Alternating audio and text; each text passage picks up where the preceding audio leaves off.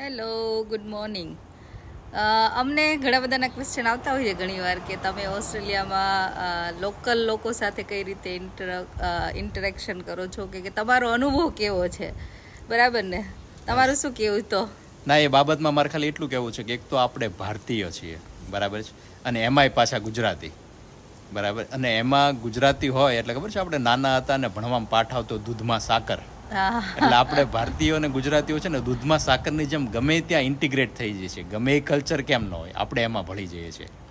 તો આજે એવો જ તે બંને દેશ એટલે ભારત અને ઓસ્ટ્રેલિયા બંને દેશનો આજે રાષ્ટ્રીય પર્વ છે.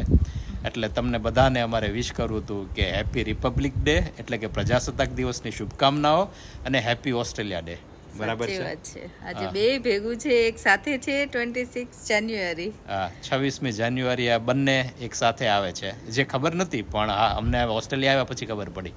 પણ આજે એક વસ્તુ તો કહેવાની રહી ગઈ તમને કે એ જ બાબતે અહીંયા SBS ગુજરાતી રેડિયોમાં અમારું ઇન્ટરવ્યૂ થયું હતું, જે ઓલરેડી આજે એકચ્યુઅલી પોસ્ટકાર્ડ થવાનું હતું પણ ઓલરેડી ફ્રાઈડે થઈ ગયું છે.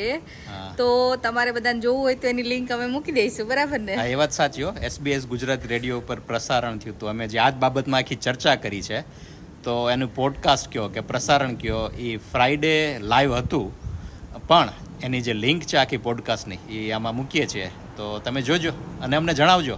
યસ, બરાબર છે. તો ચલો, તો એન્જોય યોર બેંક હોલિડે.